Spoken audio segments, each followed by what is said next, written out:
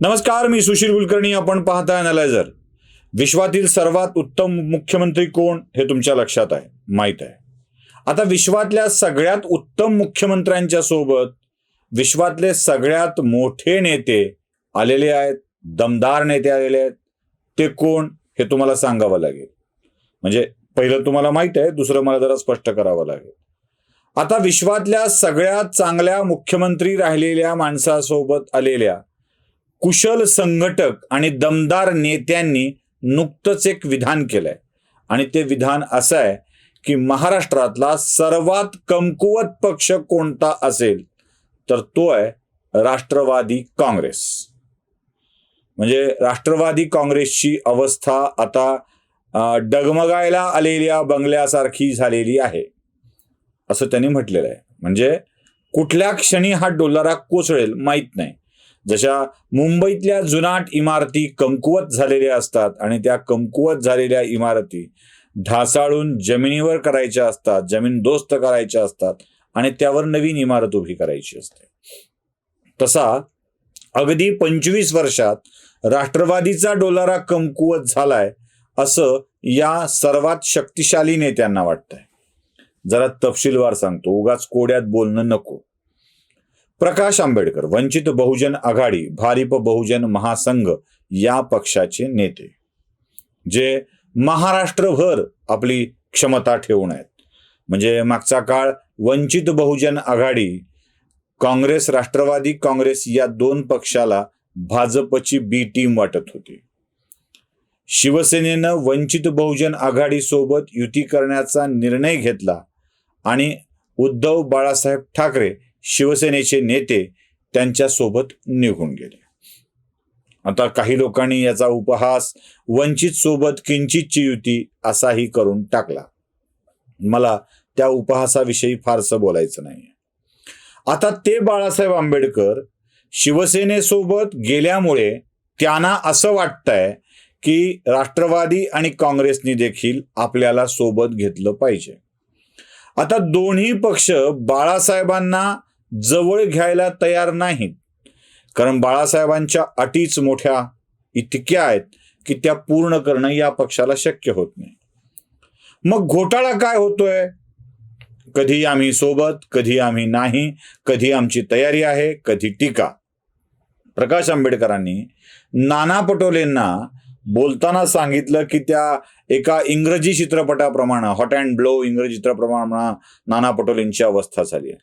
ते काँग्रेसच्या व्यासपीठावर बोलू लागले की आम्ही स्वतंत्र लढणार म्हणतात, आणि महाविकास आघाडीच्या व्यासपीठावर बोलू लागले की आम्ही एकत्र लढणार म्हणतात, असं पटोलेंच्या विषयी बोलून टाकलं. आता ते बोलतायत शरद पवारांच्या विषयी. ते म्हणाले राष्ट्रवादी काँग्रेस हा सगळ्यात कमकुवत पक्ष आहे, तो कधी कोसळेल माहीत नाही. राष्ट्रवादी काँग्रेसचे नेते भ्रष्टाचारात लिप्त झालेले आहेत. अशा भ्रष्टाचारात अडकलेल्या नेत्यांना ईडी, सीबीआय, इन्कम टॅक्सचं भय दाखवलं जातं आहे. आणि असं भय बघून ते एकतर सरेंडर होतील किंवा भाजपात दाखल होतील. कोणीही जेलमध्ये जायला तयार होत नाही. अशा वेळी राष्ट्रवादीचे नेते भाजपची वाट धरायला उत्सुक आहेत आणि ते भाजपात जाण्याची शक्यता आहे.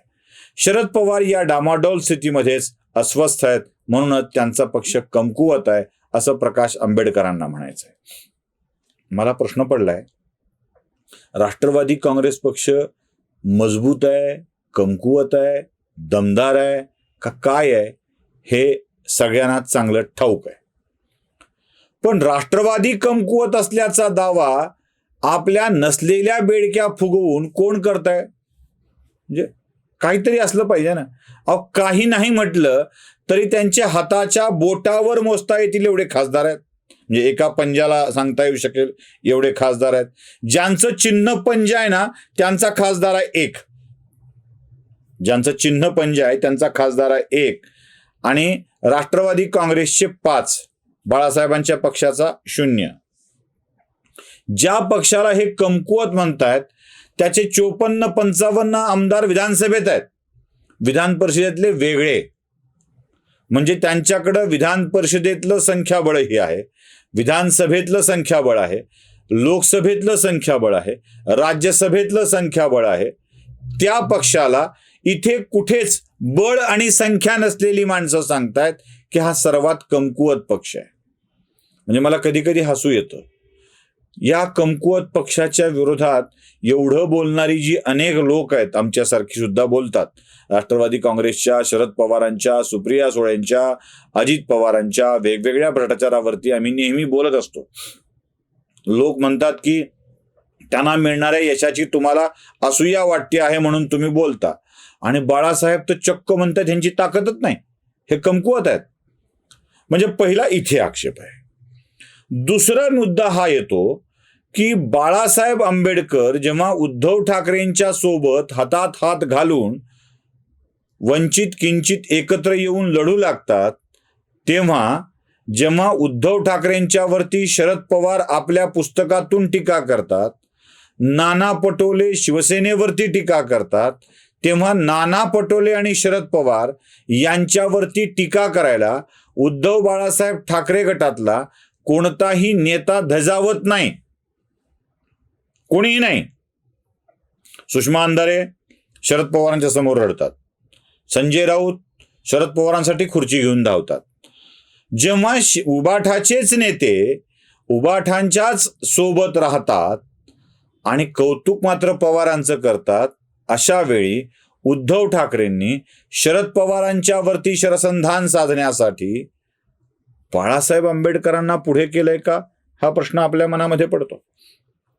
कारण जितकी म्हणून उद्धव ठाकरेंच्या इज्जतीचा फालुदा करायचा आहे, तेवढा नाना पटोले आणि शरद पवारांनी वारंवार करून टाकलेला आहे.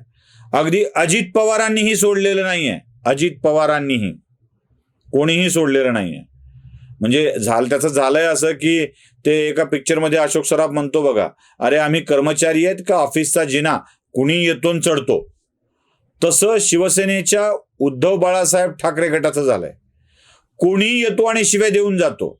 अशा वेळी आपल्याकडं आपल्याला शिव्या देणाऱ्याला कोणीतरी असायला हवं, यासाठी ही नियुक्ती केली गेली आहे का?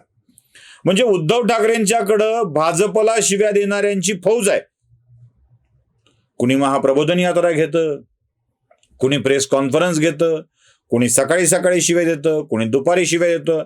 त्रिकाल संध्या केल्याप्रमाणे भाजपला सकाळ दुपार संध्याकाळ शिव्या देण्यासाठी वेगवेगळी माणसं आहेत.